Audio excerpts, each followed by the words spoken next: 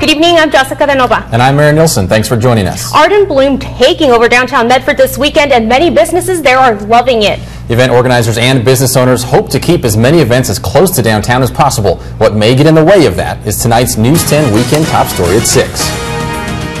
Thousands showed up for Art and Bloom. Medford Downtown business owners say the scene is like night and day when compared to the Pear Blossom Festival. It's a completely different experience for us. Pear Blossom was the worst day we've ever had on Main Street. Meghan DeAngelo owns Lotus Hair, Body and Soul on Main Street. Streets closed for the annual Pear Blossom Parade, and she says business suffered, but Art and Bloom brought in customers. There'll always be a little bit of complaint about the roads being shut down at some point, but this is what makes a community, you know, and I think, and if you really think about it, this is easier to shut down than it is over there, you know, because you can really keep it kind of between the main streets. Many events are no longer on Main Street. They've moved to the Commons several blocks away. DeAngelo says business owners in the area want more foot traffic to help with the shops they've put their lives into. Lithia has $14 million to invest into downtown, and that's great.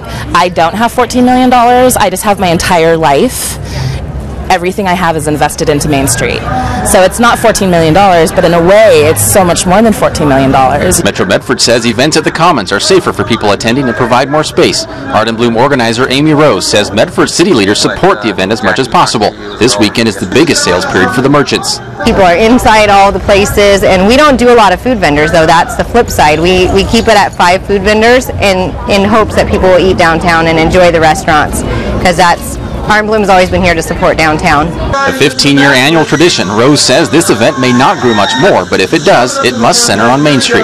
We're 10 streets wide, you know, several blocks. We've just really grown over the 15 years, and we've paid our dues to be 15 years and this large. So, you know, we could never fit over there and never been asked to. Rose says if the event expands, it may also end up spilling into the Commons. Oregon Uptown Events is an event planning service working on bringing even more events to downtown in the future. Art and Bloom continues tomorrow between 11 a.m. and 4 p.m. The BMX show continues tomorrow from 11 to 1 and at 3 p.m.